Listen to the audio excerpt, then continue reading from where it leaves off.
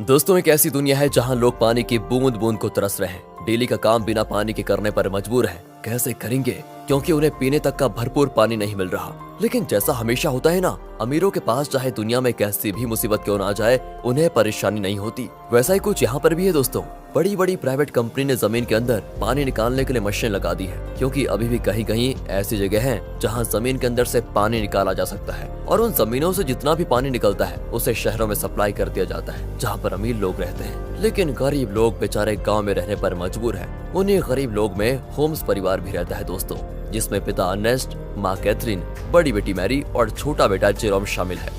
बड़ी मुश्किल से ये परिवार गांव में अपना गुजारा कर रहा था। अर्नेस्ट की काफी बड़ी जमीन भी थी, जिसमें उसके पिता खेती किया करते थे। लेकिन पानी की कमी होने की वजह से अर्नेस्ट खेती नहीं कर पा रहा है। उसने सरकार से भी बात की कि मेरी जमीन अभी भी फर्टाइल है, यानी कि पानी मिले तो इस पर फसल उगाई जा सकती है। लेकिन किसी को भी अर्नेस्ट की बात पर भरोसा नहीं है। इसलिए अर्नेस्ट खुद से ही जमीन खोद कर ट्राई करता है कि क्या पता उसकी किस्मत अच्छी हो, उसे पानी मिल जाए, जिससे उसका खेत फिर से हरा भरा हो जाएगा और फसल बेचकर वो पानी की कमी को भी अपने परिवार के लिए पूरा कर लेगा। दोस्तों, एक दिन की बात है कि अर्नेस्ट के खेत में जहाँ उसने पानी निकालने के लिए मशीन लगाई थी, वहाँ पर दो चोर आ जाते हैं जो उस मशीन को चुराने आए थे। अर्नेस्ट तुरंत ही गन लेकर वहाँ पहुँचता है और चोरों को जैसे ही पता चलता है कि अर्नेस्ट यहाँ पर आ चुका है, वो लोग बहाना करने लगते हैं कि हम तो बहुत दूर से आए हैं, थोड़ा पानी मिल जाता तो आपकी मेहरबानी होती। पर दोस्तों, तभी वो चोर मौका देखकर अपने पास रखी गन निकाल लेते हैं ताकि अर्नेस्ट को शूट कर पाए। लेकिन अर्नेस्ट का पाला तो ऐसे चोरों से डेली पड़ता था, इसलिए वो तुरंत ही उनके शॉट करने से पहले ही गन चलाकर उन्हें वहीं पर ढेर कर देता है। देखा दोस्तों, ऐसा हाल हो गया है पानी के लिए कि एक दूसरे की जान लेने पे तुले हुए हैं लोग।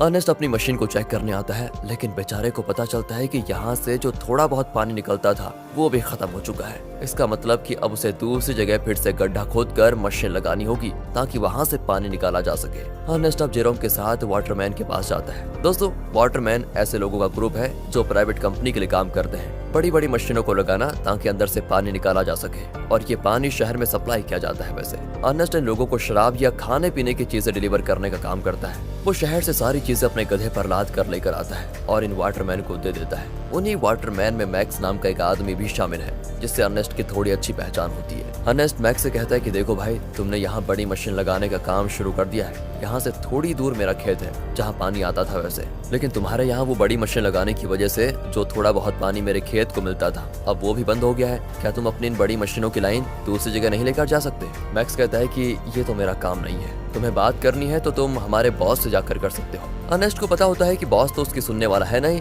इसलिए वो बेचारा अपना छोटा सा मुंह लेकर जेरोम के साथ घर आने के लिए निकल आता है। लेकिन जब इंसान की किस्मत खराब हो तो उसके साथ बुरी चीजें होने में टाइम नहीं लगता। ऐसा ही अर्नेस्ट के साथ भी हो जाता है। आते समय उसके गधे का पैर पत्थर से टकराने की वजह से वो नीचे गिर जाता है और गिरने की वजह से उसकी एक टांग टूट जाती है। बेचारा गधा प्यास से पहले परेशान था, टांग टूटने से उसको और तड़पन होती है, इसलिए अर्नेस्ट उसकी तकलीफ को खत्म करने के लिए मजबूरन उससे वहीं मार डालता है। दोस्तों, क्या करता बेचारा। इसके बाद वो एक ऑक्शन हाउस में आता है जहाँ पुराने रोबोट्स को रिपेयर करके बेचा जाता है। अर्नेस्ट ऐसे एक रोबोट को खरीदने आया था ताकि आगे से वो डिलीवरी का काम संभाल पाए। साथ ही ऑक्शन में फेलम नाम का बंदा भी रोबोट पर बोली लगाने आता है, लेकिन आखिर में अर्नेस्ट को वो रोबोट मिल जाता है, जिसे पाकर अर्नेस्ट और जेरोम बड़े खुश होते हैं कि चलो कुछ तो काम की चीज आई हाथ में। इसके बाद दोनों हॉस्पिटल आते हैं जहाँ कैथरीन रहती है। कुछ समय पहले एक दुर्घटना का शिकार हो गई थी कैथरीन, इसलिए वो चल फिर नहीं पाती। इसलिए हॉस्पिटल में वायर के जरिए कैथरीन को रखा जाता है। वायर मतलब जो कैथरीन को चलने में मदद करते हैं। अब देखिए, अर्नेस्ट के पास इतने पैसे तो है नहीं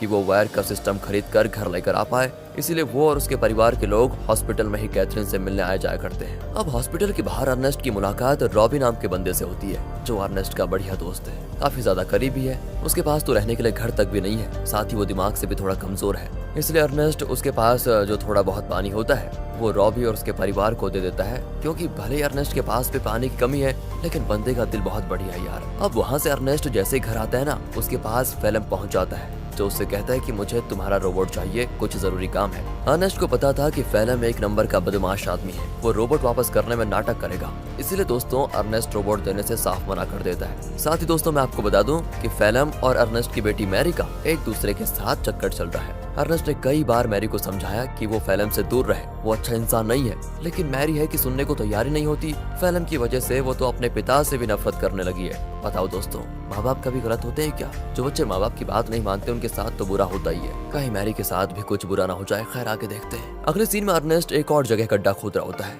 इस उम्मीद में कि शायद वहाँ से कुछ पानी निकल जाए, लेकिन बड़ी मशीनों के पाइपलाइन के कारण आसपास का पूरा इलाका सूखा पड़ चुका था। इसलिए अर्नेस्ट को यहाँ भी निराशा का सामना करना पड़ता है। साथ ही गड्ढा खोदने के दौरान अर्नेस्ट जेरोम से बात कर रहा होता है। वो कहता है, जब मैं शहर गया था वहाँ मैंने एक लड़की को देखा जिसके बाल तो छोटे हैं लेकिन देखने में बहुत सुंदर है। तुम तो बेटा बड़े हो चुके हो, कहो तो तुम्हारी बात करवा दो उससे। मैं नहीं जानता कि इस हालत में हम कब तक जिंदा रह पाएंगे, इसलिए हमारे पास जो भी पल बचे उन्हें अच्छे से जी लेना चाहिए हमें। और दोस्तों ऐसे ही बाप बेटे आपस में बात करते हुए कुछ टाइम एक दूसरे के साथ बढ़िया तरीके से बिताते हैं। इसके बाद अर्नेस्ट जैसे ही घर आता है, मैरी उससे कहती है, मुझे पैसे चाहिए पापा, मैं फैलम के साथ जा रही हूँ, मुझे यहाँ पर बहुत घुटन हो रही है। अर्नेस्ट कहता है, घुटन हो रही है? मैंने बचपन से तुम्हें पाल पोस के बड़ा किया, सब कुछ देने की कोशिश की तुम्हें, और फिर भी तुम ऐसी बातें कर रही हो। मैरी तो ऊपर से जवाब देती है, कहती है, हम यहाँ पर जी नहीं रहे, सरवाइव कर रहे हैं और मुझे ऐसी जिंदगी चाहिए ही नहीं। अर्नेस्ट के लाख समझाने पर भी जब मैरी नहीं मानती तो अर्नेस्ट मैरी को कमरे में बंद करके खिड़कियों पर कीले लगा देता है ताकि वो फैलम से मिल ना पाए। अब अर्नेस्ट जैसे सप्लाईज लेने के लिए शहर जाने वाला होता है तभी उसको पता चलता है कि रोबोट गायब है।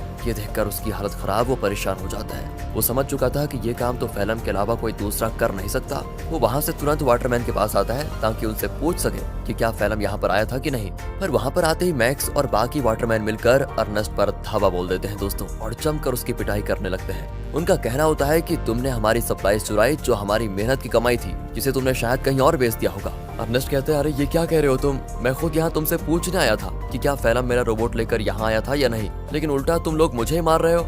दोस्तों अर्नेस्ट यहाँ पर समझ चुका था कि जरूर फैलम ने शहर से मेरे बदले सप्लाईज ले ली और उसे वाटरमैन को देने के बजाय चुरा कर कहीं और लेकर चला गया। इसलिए दोस्तों अर्नेस्ट जैसे तैसे वाटरमैन से पीछे छुड़ाकर फैलम को ढूंढने के लिए निकल जाता है, जो उसे मिल भी जाता है। साथ ही अर्नेस्ट का शक भी सही था, उसने ही सप्लाईज चुराई थी दोस्तों, जिससे वो बड़े आराम से खा पी रहा था। इसलिए अर्नेस्ट गन पॉइंट पर लेकर फैलम को डरा देता है और उसे वाटरमैन के पास ले जाने लगता है, ये बताने के लिए कि सप्लाईज मैंने नहीं फैलम ने चुराई थी। आगे बढ़ते हुए दोनों काफी ज्यादा थक चुके थे। अर्नेस्ट सबसे ज्यादा थक चुका था और साथ ही साथ उसका पानी भी खत्म हो चुका था। इसीलिए दोस्तों फैलम अर्नेस्ट को बहकाने की कोशिश करता है कि मैंने सप्लाईज की थोड़ी शराब पी ली थी और थोड़ी बची है, मेरी मानो तो बची हुई शराब हम दोनों आधा आधा बांट कर पी लेते हैं। ज्यादा से ज्यादा वाटरमैन क्या करेंगे, मुझे मारेंगे ही ना, लेकिन अगर हमने पिया नहीं तो हम प्यास से जरूर मर जाएंगे।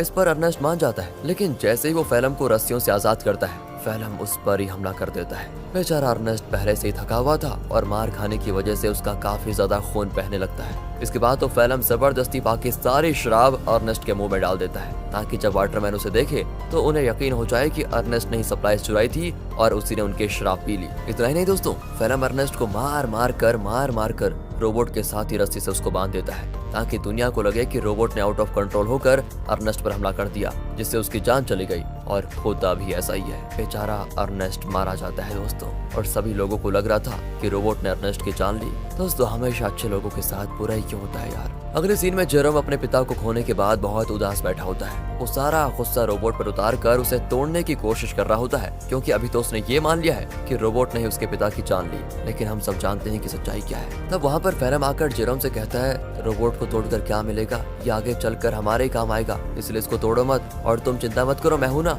मैं तुम्हारे परिवार को संभाल लूंगा, तुम्हारे और मैरी का अच्छे से ख्याल भी रखूंगा। पता हो दोस्तों कातिल मसीहा बनने की कोशिश कर रहा है। अगले सीन में दिखाते हैं कि फैलम मैक्स के पास आकर कहता है, मुझे पानी की एक पाइपलाइन चाहिए ताकि उसकी मदद से मैं अर्नेस्ट की जमीन पर खेती कर सकूं। मैक्स कहता है, मैं क्या तुम्हारा कोई नौकर हूं, जो तुम कहोगे और मैं कर दूंगा। तो फैलम उससे कहता है कि अच्छा तुम्हें मानना पड़ेगा दोस्त, मानना पड़ेगा। वो दोस्तों उसका चाकू दिखाते हुए कहता है, ये चाकू तो याद है ना तुम्हें, उस दिन जब सप्लाईज लेकर तुम लोगों ने अर्नेस्ट पर हमला किया था, तब ये चाकू अर्नेस्ट ने तुमसे ले लिया था और मुझे ये चाकू उसकी बॉडी के पास मिला जिसमें तुम्हारा नाम लिखा हुआ है। सभी जानते हैं कि मरने से एक रात पहले सप्लाईज लेकर तुम्हारी और उसकी लड़ाई हुई थी। तो मैं क्या सोच रहा था कि मैं जाकर सभी को ये बात बता देता हूँ कि लड़ाई के दौरान तो मैक्स अर्नेस्ट को नहीं मार पाया, लेकिन अगले दिन जब उसे मौका मिला तो उसने अर्नेस्ट को मार दिया और आरोप डाल दिया रोबोट पर। यह सुनकर मैक्स घबरा जाता है और फैलम की बात मानते हुए कंपनी से छुपाकर एक सीक्रेट पाइपलाइन अर्नेस्ट के खेत में चालू करवा देता है, जिससे दोस्तों खेत को पानी मिलना शुरू हो जाता है। सभी बड़े खुश होते हैं कि यहाँ पर फिर से खेती हो सकेगी। फैलम दोस्तों डेली हल जोतता है ताकि फसल उगा पाए। देखते देखते उसकी मेहनत रंग ला जाती है और खेती में चारों तरफ फसल उगने लग जाती है, जिसे देखकर जेरोम और बाकी सभी बड़े खुश होते हैं। साथ ही फैलम और मैरी रिलेशनशिप में भी थे, जिस वजह से मैरी प्रेग्नेंट हो चुकी थी, इसलिए उन दोनों की शादी करवा दी जाती है। शादी से फैलम बड़ा खुश था, लेकिन अंदर ही अंदर उसे ये भी याद आ रहा था कि ये सब अर्नेस्ट का था जो उससे मैंने छीन लिया। आज वो जिंदा होता तो ना ही मैरी से उसकी शादी होती और ना ही ये खेत उसे मिलता। अर्नेस्ट के मरने के बाद फेलम ने उसकी सारी चीजों को दोस्तों अपना लिया होता है, लेकिन ये इंसान यहाँ पर भी नहीं रुकेगा। अभी आप इसके पाप देखिए कितना करता है ये। अगले सीन में बैंक से कुछ कर्मचारी आते हैं जो फेलम के पैरों तले जमीन खिसका देने वाली बात बताते हैं कि जमीन पर तुम्हारी फसल उगी है। उस जमीन को अर्नेस्ट ने गिरवी रखा था, वो तो मर गया, इसलिए अब ये जमीन बैंक की होती है और इसमें जो फसल उगी है वो भी बैंक के पास ही जाएगी। फेलम कहता है नहीं, ऐसा नहीं हो सकता, ये बात तुम्हें पहले बतानी चाहिए थी जब यहाँ पर फसल नहीं उगी थी उस समय, और अगर तुम पहले बता देते तो मैं कोई दूसरी जमीन देख लेता। लेकिन दोस्तों बैंक वाले नहीं मानते, वो कहते हैं कि 1 हफ्ते के अंदर अगर पैसे नहीं मिले तो इस जमीन को तुम भूल जाना। इतना कहने के बाद वो चले जाते हैं। फेलम तो परेशान हो चुका था कि अर्नेस्ट ने तो मुझे बेवकूफ बना दिया, बेकारी कहेगा, जमीन तक गिरवी रखिए, बताओ अब पैसों का बंदोबस्त कैसे कर पाऊंगा। बताओ दोस्तों, ये तो वही बात हो गई, उल्टा चोर कोतवाल को डांटे।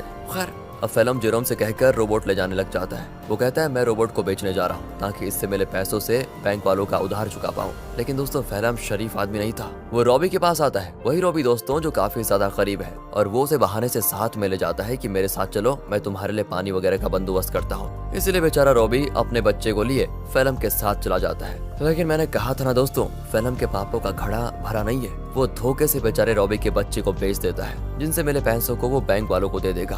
अब इसकी खबर जैसे रॉबी को लगती है, वो फेलम से झगड़ा करने की कोशिश करता है, लेकिन जहाँ पर फेलम ने बच्चे को बेचा था वहाँ झगड़ा वगैरह करने का रूल नहीं होता।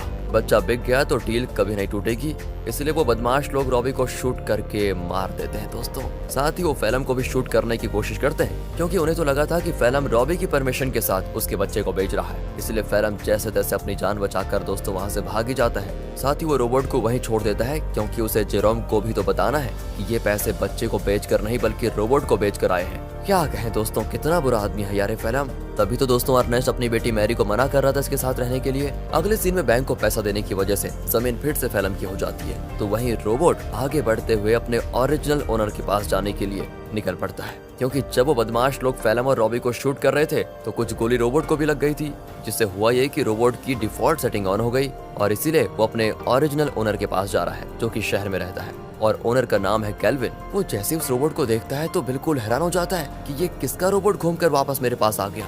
उस रोबोट पर दोस्तों अर्नेस्ट का नाम लिखा हुआ था, इसलिए केल्विन रेडियो के जरिए अर्नेस्ट से संपर्क करने की कोशिश करता है ताकि वो आगे आए और अपने रोबोट को वापस लेकर जाए। जेरोम तो जैसे ही रेडियो को ऑन करता है तो बिल्कुल हैरान हो जाता है कि फेलम ने तो कहा था कि उसने रोबोट को बेच दिया, अब ये केल्विन बता रहा है कि रोबोट उसके पास है। इसलिए दोस्तों वो डिसाइड करता है कि अगर केल्विन रोबोट वापस देना चाहता है तो कोई नहीं, ये तो बहुत अच्छी बात है, मैं जाकर उसको ले लेता हूँ। अगले सीन में जेरोम को रॉबी की पत्नी दिखाई देती है, जो रॉबी और उसके बच्चे के वापस न आने पर सदमे में जा चुकी थी। वो एक गुड़िया लेकर रॉबी और अपने बच्चे के आने का इंतजार करती है। सच में दोस्तों बेचारी के साथ बहुत बुरा हुआ ना। एंड इस चीज को देखकर जेरोम को लगता है कि जरूर कुछ तो बात है जो फेलम छुपा रहा है। जिसके बाद वो शहर के बॉर्डर पर आता है, लेकिन 18 साल से कम होने की वजह से गार्ड्स उसे शहर में जाने नहीं देते। तब वहाँ पर एक लड़की आती है जिसका नाम अना है। वो जेरोम से कहती है मेरे पास आ जाओ, मैं तुम्हें शहर भिजवा सकती हूँ, वो भी बहुत कम पैसों में। जेरोम जैसे ही अना को देखता है तो बिल्कुल हक्का बक्का हो जाता है, क्योंकि वो हूबहू वैसी होती है जैसा कि अर्नेस्ट ने उसे छोटे बालों वाली उस लड़की के बारे में बताया था।